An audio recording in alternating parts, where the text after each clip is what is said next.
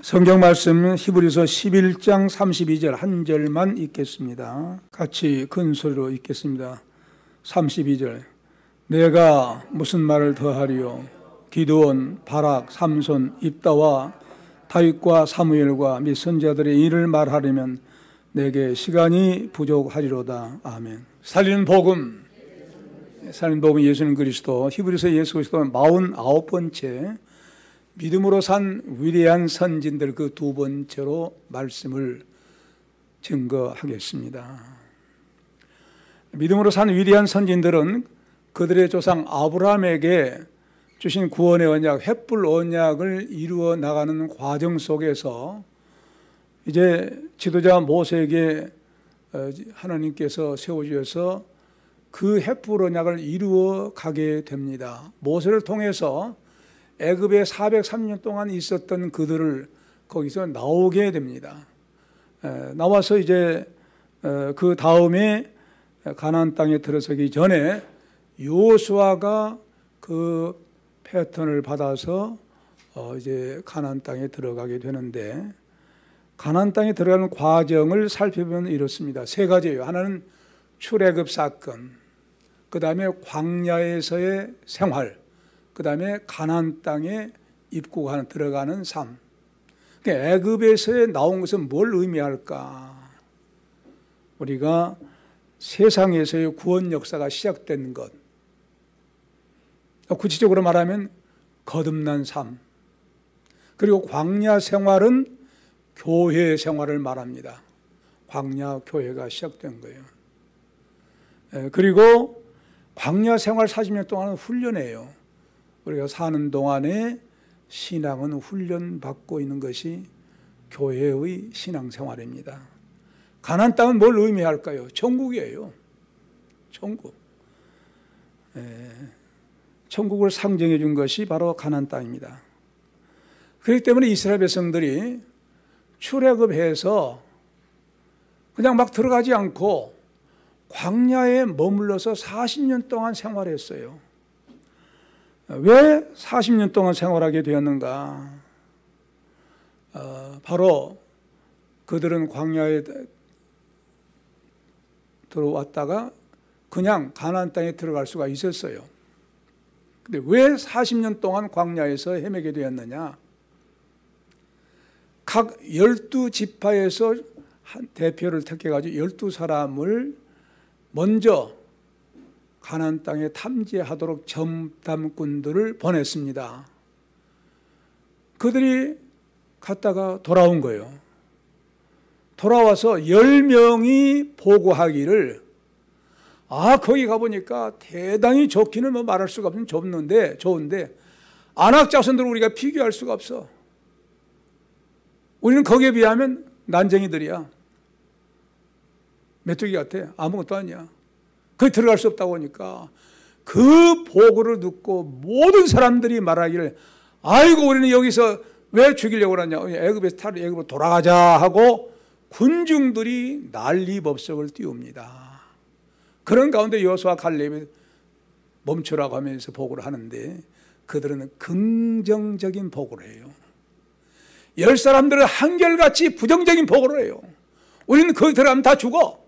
그러니까 왜 우리가 거기 들어가야 되느냐 하고 다시 돌아가자는 회귀운동, 애굽으로 돌아가자는 그런 잘못된 사고방식을 갖고 웅성거립니다. 그런데 여호수아 갈렙은 단호하게 이제 그 사람들의 부정적인 보고를 불실시키는 그런 긍정적인 보고를 합니다.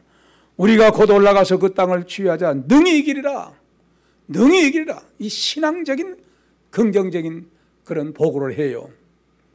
그럼에도 불구하고 많은 사람들은 10사람들이 보고한 부정적인 그 잘못된 보고 때문에 벌벌 떨고 아이고 이제 우리는 죽겠구나 하고 그런 가운데 있었어요. 그러면서 하나님과 모세를 원망해요. 이것을 누가 들었겠습니까? 하나님이 들으셨죠. 하나님 다 들으시고 절대 원망과 그리고 겁이 나서 하나님과 모세를 원망한 사람들은 여기에서 죽는다. 광야에서 끝나. 가나안 땅에 못 들어가. 다만 여호수아 갈렙 긍정적으로 믿고 보고한 긍정적인 보고를 받는 그 믿음대로 받아들인 사람만은 가나안 땅에 들어가게 된다고 하나님 말씀하신 거예요. 자, 이런 것은 뭘 우리에게 교훈해 줄까요? 난 교회 다니니까 구원받았어. 그래, 좋아요. 구원받았다고 한다고 하면 어떤 사람이 천국에 들어가느냐? 다 들어가느냐? 아유, 환경과 조건 따라서 어떤 때는 벌벌 떨고 무서워. 아이고, 그냥 교회는 못 나가. 아이고, 이렇게 어려운데 어떻게 내가 예수 그걸 믿어? 이런 사람들 천국에 들어간다 못 들어간다는 거예요. 못 들어간다는 거예요. 한 사람도 못 들어가. 어떤 사람이 들어가느냐? 오직 믿음으로 산 사람만이 천국에 들어간다는 사실을 보여준 교훈인 줄로 믿습니다. 천국은요, 절대 믿음 없이는 들어갈 수가 없는 거예요. 그래서 오늘 오직 믿음으로만 산 사람이 천국에 들어가는데, 믿음으로 산 선진들에 관해서 말씀을 하고 있어요. 그래서 오늘 본문의 11장 32절, 지난번에도 말씀을 묵상했습니다만은, 이제 32절에 내가 무슨 말 더하리요? 기드온, 바락, 삼손, 입다, 다윗과 사무엘 및 선지자들 이를 말하려면 내게 시간이 부족하리로다. 이 말씀 가운데서 이미 기드온, 바락, 삼손, 입다를 증언했습니다. 이제는 다윗과 이제 사무엘인데, 선지자들인데, 오늘은 다윗에 관한 말씀입니다. 다윗은요, 창세기 1장 1절과 마태복음 1장 1절에 기록된 다윗입니다. 놀라운 사실이에요. 다윗과 사무엘 서로 밀접한 관계가 있어서 사실 다윗보다 먼저 선지자 사무엘이 출생했어요. 활동한 주의 종입니다. 그럼에도 불구하고 오늘 이 본문에는 다윗 먼저 기록하고 있어요. 웬일일까? 그것은 바로 다윗 먼저 성경을 통해서 조명해 보라는 의미인 줄로 알아서 먼저 다윗을 조명해 보면 신약 성경 마태복음 1장 1절에 뭐라 합니까? 한번 따라서 봅시다. 아브라함과 다윗의 자손 예수 그리스도의 세계라. 이 세계란 말은 계보, 족보라는 거예요. 온 세상을 말한 것이 아니라 오직 족보다. 아브라함과 다윗의 계보라. 그렇게 말씀하고 있어요. 그 다음에 이제 창세기 1장 1절엔 태초에 하나님이 천지를 창조하시니라. 여러분 다 잘 아시지요. 이 창세기 1장 1절에도 다윗에 관한 계시의 말씀이 기록된 것을 이제 말씀드리려고 합니다. 그러므로 다윗은 창조의 족보에서부터 시작되고 또 새 언약이 시작한 마태복음 1장 1절에서도 다윗의 이름이 나와서 시작됩니다. 놀라운 구원의 역사를 말씀한 것이죠. 그러니까 창세기 1장 1절 안에 다윗을 상징하면서 동시에 삼일체 하나님을 상징하는 그런 도형이 삼각형입니다. 삼각형. 저 삼각형이에요. 정삼각형은 세 변이 똑같아요. 뭘 의미할까? 성부, 성자, 성령 삼일체 하나님은 다 동일하신 하나님이시다. 그런 의미를 나타내고 있는 도형이 정삼각형입니다. 그런데 바로 이 창세기 1장 1절 안에 정삼각형을 두 개 겹쳐놓은 것, 이것이 바로 육각별입니다. 우리가 생각할 때 별은 몇 각으로 만듭니까? 오각이에요. 오각. 근데 성경에 기록된 그런 별은 육각별이에요. 이 육각별은 또 뭘 의미하느냐? 정삼각형의 삼일체 하나님을 증거하고 있다고 하면 두 개를 겹쳐놓은 것은 삼일체 하나님은 확실하다. 왜? 둘은 정인 숫자예요. 무엇인가 법정에서 확실한 것을 증언할 때는 한 사람 말만 듣고 증언하지 않습니다. 두 사람 이상이에요. 그러니까 둘을 겹쳐놓은 것은 삼일체 하나님의 확실한 하나님이심을 증거한 것이 육각별이에요. 근데 그 육각별이 뭘 상징하느냐? 다윗을 상징해요. 삼일째 하나님을 상징하면서 의미하면서 이 육각별은 다윗의 별이에요. 그래서 다윗이란 이 사람이 바로 룻기서 4장 17절로 22절에 처음 등장합니다. 하나님께서 다윗을 얼마나 사랑하셨으면 구약이 시작되는 창세기 1장 1절에 그 다윗의 육각별이 나와 있어요. 그래서 이미 그렇다고 하면 뭘 의미하느냐, 창세 전에 하나님께서 다윗을 창세기 1장 1절에 포함될 것을 이미 하나님 아버지께서 그리스도 안에서 계획을 하신 것이 이제 보여주고 있는 내용입니다. 그래서 바로 이런 사실을 호주 수신학자들이 이미 창세기 강의 때 말씀한 바 있습니다만은 이런 내용을 이제 창조 과학자 김명현 박사에 의해서 도표로 그려놓은 것이 있어요. 한번 보여주면 다음에 올려봐요. 예. 저 바로 저기 하얗게 보이는 그 육각별, 그것은 이스라엘 나라의 국기입니다. 국기. 그러니까 이스라엘 나라는 뭘 나타내는 거예요? 삼일째 하나님을 확실하게 보여줌과 동시에 다윗이 육각별, 다윗의 별 또한 뭘 의미하겠어요? 다윗은 왕이니까 왕 대신 예수, 만왕의 왕 대신 예수 그리스도를 예표하고 있는 그런 육각별이라고 볼 수가 있습니다.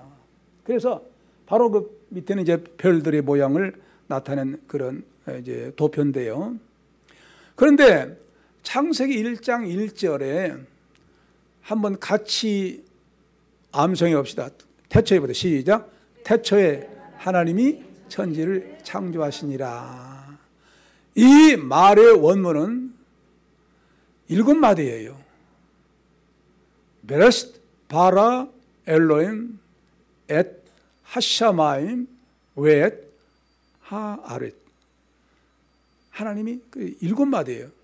7마디는 완전 숫자지요. 그런데 이 글자마다 숫자가 다 매겨졌어요. 숫자를 다 합해보니까 얼마가 나오냐? 2701가 나와요. 2701가 나온 것도 참 놀라운 일이죠.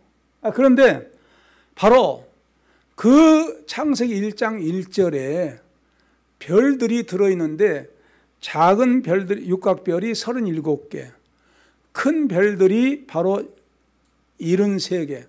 그걸 곱하면은 또 2701가 나와요. 전체 창조에 대한 1장 1절의 숫자가 2701인데 작은 다윗의 육각별, 작은 별, 그 다음에 큰 별 73개, 작은 별 37개 곱하면은 2701가 나와요. 놀라운 그런 내용을 호주 신학자들이 발표를 한 거예요. 근데 그건 무엇이겠습니까? 바로 하나님은 삼일체 하나님이시다. 확실하다. 그리고 그 사실을 증거할 사람이 앞으로 다윗왕, 육각별로 다윗왕을 보여준 것이고, 다윗왕 또한 누구를 증거하기 위해서 그렇게 새겨져 있을까? 만왕의 왕 예수 그리스도를 증거하기 위해서 이와 같이 창세기 1장 1절 안에 숫자 2701라고 하는 그 숫자 속에 바로 육각별이, 다윗의 별이 들어있다고 한 그런 내용입니다. 그런데 이런 사실을 창조 때 생각해 보세요.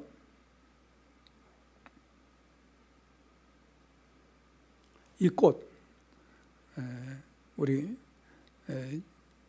권사님들이 사오셨는데 꽃이 사오기 전에 이미 어떤 사람이 있었던 거예요? 기른 사람 있잖아요. 잘 재배를 한 사람 있잖아요. 그러니까 무엇이든지 우리가 지금 걸상에 앉아 있고 책상이 있습니다. 우리가 그냥 와서 보니까 자연스럽게 그 책상과 걸상이 있습니까? 아니잖아요. 만든 사람에게서 공장에서 사온 거예요. 만든 사람이 있는 거예요. 그러니까 모든 것은 천지가 하나님이 창조하셨다고 하면 창조하셨기 때문에 흔적이 있는 거예요. 어디에서 흔적을 찾아 또 볼 수가 있느냐? 만물이 이제 로마서 1장 20절에 창세로부터 그에 보이지 아니하는 것들 곧 그의 영원한 능력과 신성이 그 만드신 만물에 분명히 보여 알게 되나니 그러므로 저희가 핑계치 못할지니라 말씀하고 있어요. 그 다음에 무엇에서 볼 수가 있냐? 눈이에요. 눈. 겨울에 눈들이 내리잖아요. 이건 몇 개 안 됩니다만은 이 눈들이 얼마나 많은 모양으로 내리는지 모릅니다. 그런데 모든 눈들이 모양과 여러 가지 그 형상은 틀린다 할지라도 공통점이 있어요. 전부 육각별이에요. 이건 과학자들이 현미경으로 조사한 내용입니다. 눈들이 전부 육각별이에요. 그러니까 육각별이 바로 육각별로 된, 그래서 저는 너무나도 이 그림을 보고 신기해가지고 이 모양들은 어떤 조가한 사람에게 이 모양대로 접시를 만든, 이 세계에서 접시를 만든다고 하면 굉장히 잘 팔겠다 하는 그런, 그래서 추천한 적도 있습니다만은 너무 묘한 거예요. 이 정도밖에 아니에요. 수없이 여러 가지 다른 모양인데 전부 똑같은 것이 육각이에요. 육각별이에요. 뭘 의미할까요? 눈이 내릴 때마다 뭘 의미한 거예요? 너희들은 하나님이 창조하신 세계를 알라 하고 교훈하고 있는 줄로 믿습니다. 삼위일체 하나님 확실하다. 다윗의 별 확실하다. 이렇게 하나님께서 창조의 흔적을 피조물 속에 이제 나타내고 있는 거예요. 그러므로 눈이 내릴 때마다 창세기 1장 1절이 낭송을 하고 있는 거예요. 태초에 하나님이 천지를 창조하시니라. 그 말씀이 내리고 있는 거예요. 눈 내릴 때마다 누구를 깨닫게 되라는 거예요? 천지를 창조하신 하나님을 알라는 거예요. 그냥 우리는 그냥 눈이 내리면 눈이 내린다 이렇게 생각하려니 몰라도 현미경으로 이렇게 보니까 수없이 전부 똑같은 것이 육각이에요. 모양은 달라도, 외모는 달라도 똑같은 공통점이 육각이에요. 이렇게도 하나님께서 하나님의 자기 삼일체 하나님, 다윗의 육각별, 그리고 이스라엘 국기, 그래서 바로 만왕의 왕 대신 다윗은 만왕의 왕 대신 예수 그리스도를 증거하는 그런 이제 별로 이제 눈송이들을 디자인한 거예요. 하나님이 디자인한 거예요. 그러므로 이제 눈이 내릴 때마다 하나님의 창조 흔적을 알라는 거예요. 엄청난 메시지가 이렇게 눈이 내릴 때마다 귀 있는 자는 들을지어다. 천지를 창조하신 하나님이시다. 라고 지금 그런 놀라운 역사를 하고 있는 내용입니다. 그래서 바로 이미 이러한 것들이 창세기 1장 1절에 많이 숫자 값으로 하나님께서 이제 이 역사를 하신 거예요. 그리스도 안에서 이런 사실을 디자인해서 바로 다윗은 이제 왕인데 그 왕은 만왕의 왕 대신 예수 그리스도, 그리고 또한 삼일체 하나님을 확실하게 1장 1절에서 밝히고 있다. 그렇다고 하면 다윗은 어떤 조상을 통해서 이 세상에 태어난 것일까 알아봐야 되잖아요. 맨 처음에 다윗이라는 이름은 성경상으로는 룻기서 4장에 기록됩니다. 4장 18절로 22절에 베레스의 세계는 이러하니라. 베레스는 헤스론을 낳았고 헤스론은 람을 낳았고 람은 암미나답을 낳았고 암미나답은 나손을 낳았고 나손은 살몬을 낳았고 살몬은 보아스를 낳았고 보아스는 오벳을 낳았고 오벳은 이새를 낳았고 이새는 다윗을 낳았더라 그랬어요. 그러면 룻기서에 베레스라는 사람은 어떤 사람일까? 한번 우리가 성경적으로 조사해 봐야 되지 않겠어요? 베레스는 유다의 장자 엘과 결혼한 며느리가 다말입니다. 다말. 유대 나라 풍습은 큰아들이 결혼해서 살다가 아들이 먼저 죽으면 두째 아들이 큰 며느리와 함께 결혼해서 형님의 씨를 잇게 되는 계대 결혼식이 문화의 풍습이었어요. 근데 바로 이 유다의 그 첫째 아들이 죽은 거예요. 그냥 오난을 그 형수하고 살아하고 되는데 잘못해가지고 죽습니다. 그냥 막내 셀라가 남았어요. 막내 셀라가 남았는데 이 아버지가 이 오난처럼 또 잘못해가지고 죽을까 싶어서 그 며느리에게 안 보냈어요. 그 며느리가 그러면 화가 안 나지 않겠어요? 화가 난 거예요. 아니, 다 장소에서 커가지고 결혼할 만한데 왜 나한테 결혼 안 시키지? 불만을 가지고 있었어요. 근데 바로 그러자 며느리가 이제 친정에 돌아가서 살고 있는데 한 번은 그 친구가 와가지고 그래요. 야야, 네 시아버지가 지금 양치로 왔어. 그래? 그 말을 듣고 이제 다말이 시아버지 유다를 유혹하기 위해서 얼굴을 가리고 창녀로 변신해서 이제 그 앞에 갑니다. 그러니까 이제 이 며느리는 시아버지는 또 그 여자가 창녀인 줄 알고 그에게 들어가요. 그래서 아기 낳은 아기가 베레스인 거예요. 그러므로 며느리 창부가 돼버리고 또 시아버지 창남이 돼버리는 타락한 것이에요. 이런 윤리가 불륜을 저지러서 낳은 아들이 베레스란 거예요. 그래서 바로 이제 유다는 한 번 그런 일을 범했다 할지라도 간음죄를 진 것이죠. 또한 다윗의 증조부 보아스를 낳은 살몬의 아내 여리고, 살몬은 누굽니까? 여리고성의 기생 나합이에요. 그렇다고 하면 다윗이 태어난 조상들의 족보는 오늘날 무엇을 우리에게 교훈하고 있느냐 이거예요. 한마디로 죄인들의 족보를 나타내주고 있어요. 죄인들이네. 깨끗한 사람만이 흐른 것이 아니네. 이 장남 유다도 타락해가지고 며느리를 창녀로 삼고 들어가고 나쁜 놈이네. 그 다음에 여리고성을 무너뜨리는 그런 그 정탐꾼 같은 사람 살몬이 또 그 기생이라고 했는데 창녀지요. 기생하고 살아서 또 이제 조상이 되었네. 뭘 말해주냐 이거예요. 어떻게 이렇게 예수님이 오시는 그 조상들이 별 볼 일 없는 거룩하고 깨끗한 그런 조상들이 아니고 이렇게 죄를 짓는 그런 그 유다 족속들 속에 예수님께서 어떻게 이런 사람들 통해서 오실 수가 있을까? 그런 질문을 할 수 있지 않아요? 뭘 의미해 줄까요? 예수님은 죄인들의 족보 속에, 죄인들 속에 그 죄인들을 구원하시기 위해서 오신 구세주라는 것을 보여주고 있는 말씀이 그런 내용을 우리에게 교훈하고 있습니다. 놀라운 사실 아닙니까? 그런데 바로 예수님께서 그렇게 그런 사람들 그런 그 족보를 통해 가지고 오셨는데, 그러나 이제 타락한 유다가 그리고 기생 나합 이 두 사람에게 공통점이 있어요. 어떤 공통점이 있느냐? 구원이라고 하는 공통점이 있어요. 유다는 바로 형제들이 요셉이 아버지에게 사랑을 받기 때문에 시기질투해 가지고 죽이자고 구덩이에 던져놨지요. 그 큰아들 루벤이 손대지 말라 하고 어디 가버렸어요. 그런데 이제 보니까 형제들이 가만두면 유다가 보니까 죽이게 생겼어요. 그래서 만류한 거예요. 야, 우리 형제 요셉을 죽인들 무슨 필요가 있냐? 죽이지 말자. 차라리 이제 이 대상들에게 팔자. 애굽에 팔아넘기자.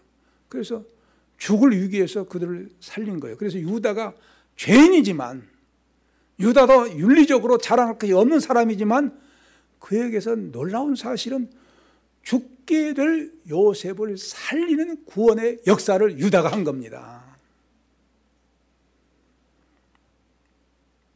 기생남 역시 여호수아가 정탐꾼으로 이제 두 사람을 보내서 여리고성에 갔을 때 그 기생나합이 살렸잖아요. 바로 두 사람을 구원한 거예요. 죽을 위기에서 구원한 거예요. 이것이 바로 그 공통점, 죽을 사람을 살리는 공통점, 그게 구원이죠. 그 구원이라고 하는 놀라운 사실과 예수님의 죄인들을 구원하신 예수님과 같은 공통점을 가진 그들을 통해서 주님이 오신 줄로 믿습니다. 그러므로 사람을 죽이는데 사용된 사람보다도 살리는데 사용된 사람은 엄청난 복을 받아요. 그걸 보여줘요. 그래서 그 사람들의 구원은 사람을 죽이는 그런 위치에서 살리는 그런 공통점을 가진 그래서 다윗의 조상이 됩니다. 자, 그러면 죄인들에게 구원의 역사가 어떻게 진행되고 있는 걸 보여주는데 다윗 역시 어떤 삶을 살았어요? 의롭고 좋은 점, 올바른 삶만 살았습니까? 아니에요. 그의 신하 우리아를 전장터에 보내면서 그의 부인을 밧세바를 침범을 해요. 간음죄를 짓고 살인죄를 짓습니다. 거기서 낳은 아들이 누구예요? 제2대 왕 솔로몬 왕이에요. 어떻게 이럴 수가 있을까 이거예요. 이런 그 죄를 지었을 때 하나님은 다윗에게 나단 선지자를 보냅니다. 예를 들어서 말하면서 죄를 지적하죠. 그러니까 나단 선지자가 죄를 지적하자마자 다윗은 그 즉시 회개를 해요. 다윗의 훌륭한 점이 무엇이냐? 죄 짓는 자기 자신의 정황을 나타내자 미룬 것이 아니에요. 뭐 천천히 회개하지, 뭐 나중에 하지. 저 아니에요. 나단인 선지자가 지적하니까 바로 그 즉시 회개한 겁니다. 내가 하나님 앞에 잘못했다고 범죄한 거예요. 그러면서 그 참여 기도가 시편 6편 51편에 나와요. 침상을 적시면서 회개했다는 거예요. 그걸 하나님이 그래 긍휼히 보신 거예요. 다윗도 아담의 후손이기 때문에 원죄성을 가진 근본적으로 본성이 죄인입니다. 그럼에도 불구하고 그를 창세기 1장 1절에 육각별로서 이미 계시하고 있는 내용은 뭘 의미할까 이거예요. 주 예수 그리스도께서 죄인들을 구원하시기 위해서 이 죄인들 족보 속에 오신 예수님이신 것처럼 오신 예수님을 보여주고 있어요. 그래 창세기 1장 1절에 그렇게 육각별로 이미 계시하고 있는 다윗이라 할지라도 죄인이다. 그가 의로워서 1장 1절에 육각별로 계시한 것 아니다. 그 역시 죄인이다. 아담의 원죄성을 가진 본성이 죄인이고 또한 그가 지은 자범죄의 죄인이다. 그런데 그럼에도 불구하고 그를 왜 창세기 1장에 포함되며 그리고 그를 또한 계통을 통해서 예수님이 오셨을까? 그게 무엇이냐? 구원이란 하나님이 다윗을 불쌍히 여겨서 용서한 것처럼 우리 역시 우리의 구원은 하나님의 긍휼에서 시작한 것이다. 하나님이 나와 여러분들을 긍휼히 불쌍히 여기셔서 구원하신 하나님의 절대적인 은혜라. 이 사실을 우리에게 가르쳐주고 있는 말씀인 줄로 믿습니다. 구원은 하나님의 나를 불쌍히 여기신 거예요. 다윗 역시 마찬가지예요. 생각해 보세요. 창세기 1장 1절에 육각별로 계셨다면 그 모르고 하나님께서 그런 역사를 했을까요? 다 아시죠. 알면서도 능히 구원할 하나님의 능력이 있으신 하나님이시니까 뭘 나타내기 위해서? 하나님은 긍휼의 하나님이다. 우리를 불쌍히 여기서 구원하신 거예요. 그러므로 전대적으로 하나님의 은혜 속에 은혜로 구원받은 거야 라는 것을 다윗을 통해서 우리에게 교훈하고 있어요. 우리 역시 자랑할 것이 뭐가 있어요? 없지요. 오직 하나님께서 나를 불쌍히 여기셔서 창세전에 에베소 1장 3절 4절 창세전 그리스도 안에 택하셔서 때를 따라서 전도자의 말을 듣고 깨닫고 구원받게 되었으니 이 또한 우리가 예수님을 영접했다 할지라도 내 힘으로 된 것이 아니고 하나님의 절대적인 은혜로 나를 불쌍히 여신 하나님의 은혜로 구원받았다고 하는 사실을 다윗을 통해서 보여준 줄로 믿습니다. 이렇게 하나님의 놀라운 구원의 역사는 하나님의 놀라운 은혜로 시작된 거예요. 그러므로 죄인들을 살리기 위해서 이 세상 탄생하신 예수님 죄악을 짊어지시고 대신 속죄 제물이 되셨는데 그 공통점이 그들과 공통점이 조상들 구원의 삶이에요. 그래서 다윗은 또한 이제 그 긍휼로 하나님의 놀라운 은혜를 받았는데 어떤 왕으로 출발합니까? 하나님의 마음에 합한 자로 출발해요. 사도행전 13장 22절 23절에 폐하시고 누구를 폐하시냐? 사울을 폐하시고 다윗을 왕으로 세우시고 증가에 가라사대 내가 이새의 아들 다윗을 만나니 내 마음에 합한 사람이라 내 뜻을 다 이루게 하리라 하시더니 하나님이 약속대로 이 사람이 씨에서 이스라엘을 위하여 구주를 세우셨으니 곧 예수라. 하나님의 마음에 합한 자란 거예요.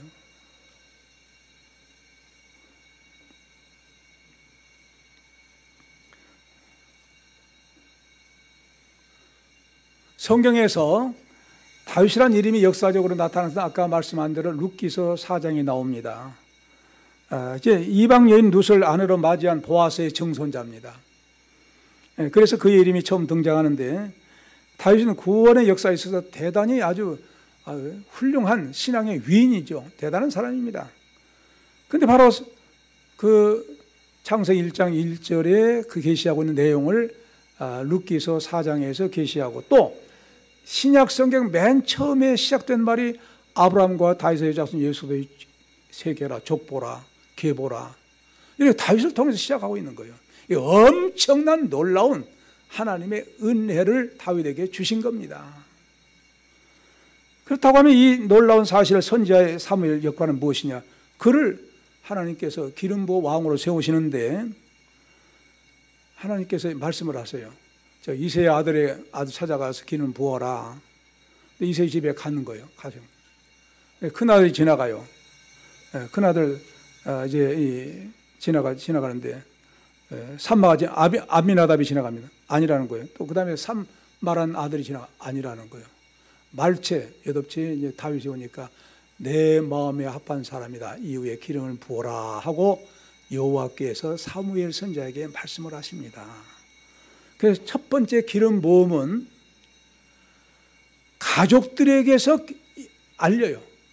가족들에게서 기름을 부어요. 그 다음에 두 번째는 사무엘하 2장 4절에 헤브론에서 유다 사람들이 모입니다. 그 지파죠. 유다 지파. 유다 지파들이 모여서, 다윗 속한 유다 지파에 모여서 지파들 가운데 이 다윗을 유다 족속의 왕으로 기름을 부어요. 그게 두 번째입니다.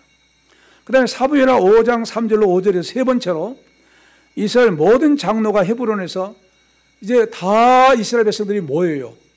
그런 가운데 세 번째로 다윗이 기름 부음을 받아요. 그때 나이가 30세, 그리고 40년 동안 왕으로 통치를 하게 됩니다.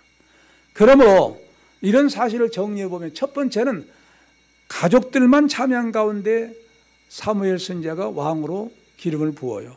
두 번째는 바로 유다 족속들 지파만 모여서 그 지파들에게만 알리게 되는 유다 지파의 왕이 돼요. 12지파 가운데 유다 지파. 그 다음에 세 번째는 마지막 온 지파들이 다 모여요.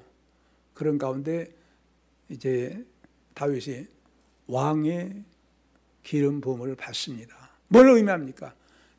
온 이스라엘은 전 모든 세계 만왕의 왕이신 예수 그리스도를 예표하고 있는 기름 부음, 여기까지 기름 부음을 받아서 온 만방에 다윗이 왕이라는 것을 알리게 됩니다.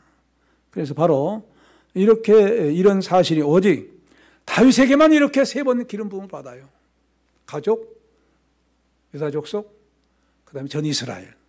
그래서 온전히, 이건 역시 또 뭘 의미합니까? 삼위일체 하나님의 세 번 확실하게 왕이신 것을 증거를 합니다. 그래서 이제 이런 왕이 된 이제 다윗의 신앙이 어떤 신앙인가 우리가 살펴봐야 되지 않겠어요?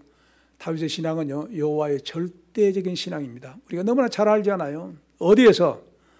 오직 하나님만을 의지하는 절대적인 신앙이 어디서 나오느냐? 그가 왕이 되기 전 소년 때에 사무엘상 17장 45절 49절에 골리앗 장군 때문에 사울 왕이 벌벌 떨고 있는 거예요. 아무도 그 앞에 나가서 그 장군 앞에 설 그런 장사가, 군인들이 없는 거예요. 그런데 다윗이 딱 나오죠. 다윗이 나오니까, 야, 너 못 싸워. 그 사람 평소부터 장군이야, 장사야. 어떻게 내 조그마한 내가 가서 대화 싸울 수 있어요? 아니에요. 내가 양을 치면서 하나님이 나와 함께 하시면서 사자를 수염 잡고 찢어버렸습니다. 곱을 찢어버렸습니다. 그런 역사를 하나님께 나에게 법을 주셨는데 왜 못해요?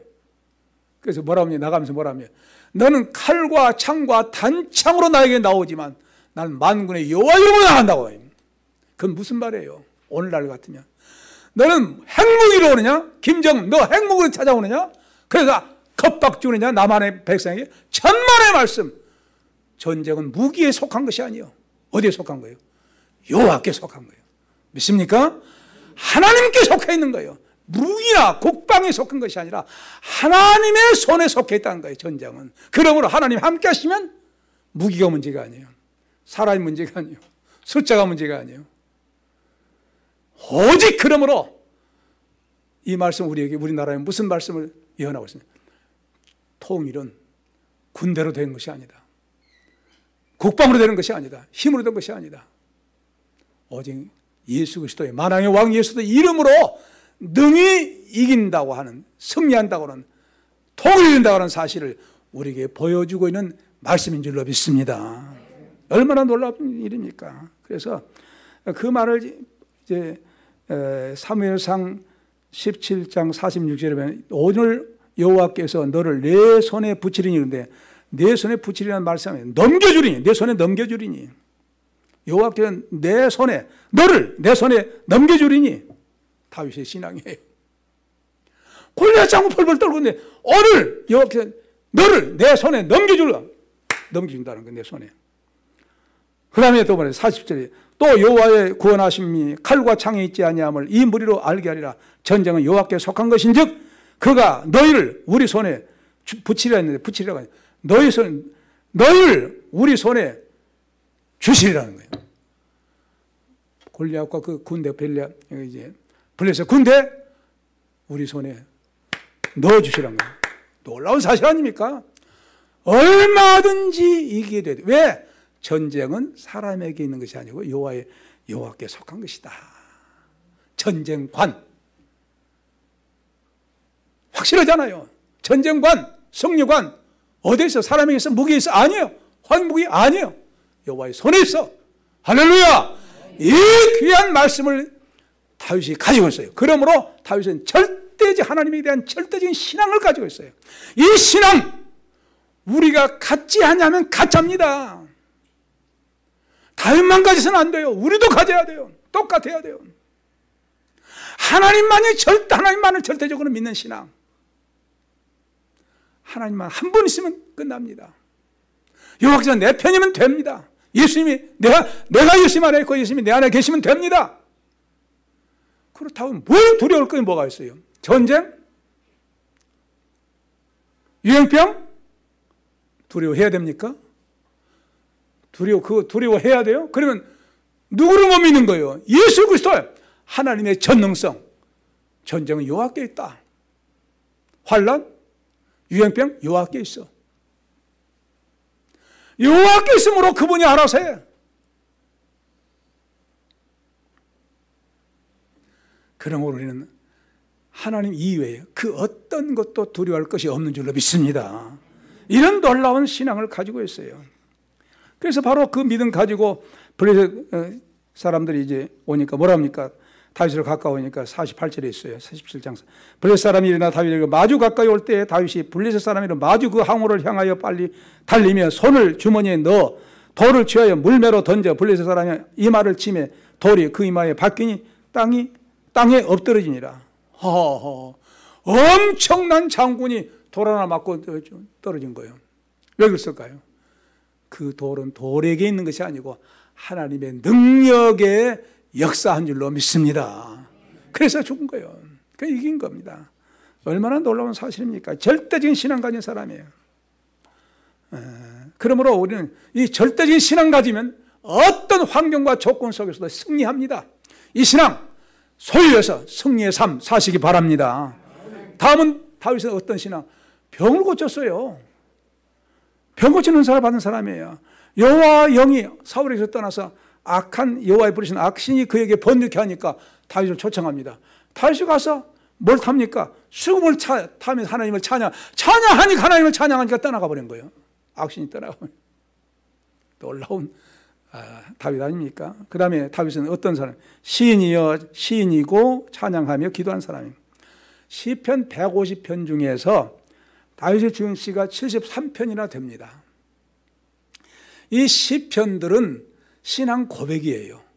기도예요. 찬양이에요. 그러므로 이 다윗은요, 위대한 문학가입니다. 위대한 시인이에요. 또 얼마나 하나님 앞에 밀접하게 기도하는 사람인지 매사를 하나님께 물어요. 응답받아서 시행했어요. 이런 위대한 신앙입니다.